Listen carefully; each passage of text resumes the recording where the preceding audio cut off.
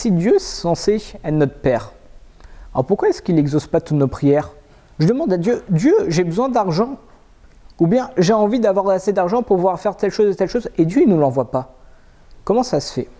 Alors pour répondre à ça, on va prendre un exemple de la vie de tous les jours. Il y a un petit garçon qui vient voir son père, il sait que son père il a tout un paquet de friandises dans les mains, et il dit « Papa, je veux un bonbon ». Bon, le père il est pris de chaleur, il lui donne un bonbon. Il revient voir et il dit « Papa, je veux un deuxième bonbon ». Bon, il hésite un petit peu, il lui donne un deuxième bonbon. « Papa, je veux tout le paquet de bonbons ». Le père il lui dit « Non ». Il dit « Papa, pourquoi tu veux pas me le donner? Ça me fait plaisir ». « Non, je vais pas te le donner ». « Ah, bah t'es méchant papa, tu veux pas me donner le paquet de bonbons ». Est-ce que vous pensez vraiment qu'il est méchant le père? Nous, avec notre maturité, notre recul, on sait que le père, il ne lui a pas donné tout le paquet de bonbons parce qu'on sait que c'est mauvais pour lui. C'est comme si vous voulez des chocolats empoisonnés. C'est quelque chose qui te fait plaisir, mais qui en réalité est mauvais pour toi. Le bonbon, certes, ça te procure un plaisir, vu que c'est sucré, etc. Mais pour ton métabolisme et pour tes dents, c'est loin d'être bon. Et le père, il pense même encore plus loin. Il dit, si je lui donne, il va aller chez le dentiste, il va pleurer, ça va être une catastrophe. Donc, quelle est la différence entre le fils et le père? C'est que le père, il a un niveau de maturité, de par son âge et par son expérience, beaucoup plus élevé que le petit enfant.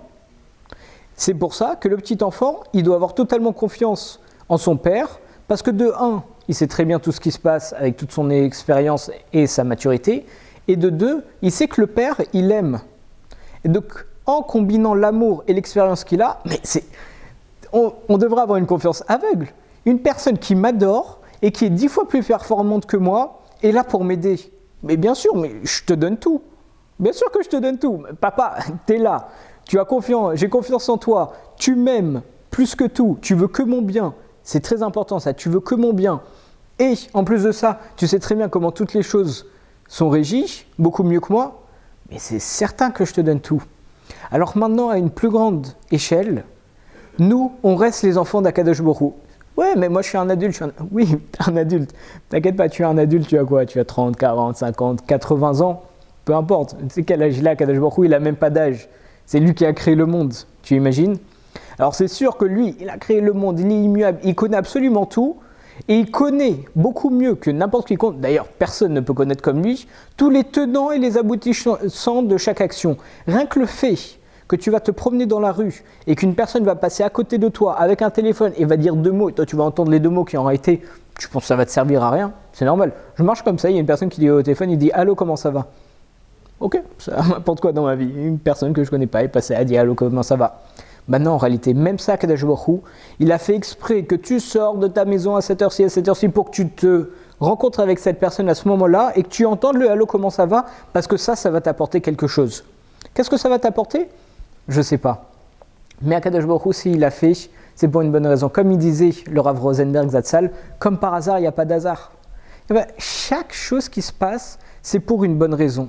Donc en réalité, quand on demande à Dieu, Dieu, envoie-moi la richesse, c'est une bonne chose d'être riche. Bon, en quoi c'est mauvais d'être riche? Non. Dieu, il sait très bien que si toi, tu deviens riche, Chazé Shalom, ça peut te tourner la tête, tu commences à dire, ah bah regarde, je suis riche, je me suffis à moi-même, j'ai besoin de personne, Dieu, il sert à rien, regarde, je suis riche, j'ai pas besoin. Et il sait que Chazé Shalom, ça va te tourner la tête ou des choses comme ça. Donc nous, on se dit, être riche, c'est une bonne chose, je vais faire de la tzedaka et tout. Non, Dieu, il sait que si, Chazé Shalom, tu es riche, tu dis, ouais, maintenant, tu te dis, je vais faire de la tzedaka, mais quand tu auras l'argent en poche, tu vas plutôt aller acheter des hélicoptères.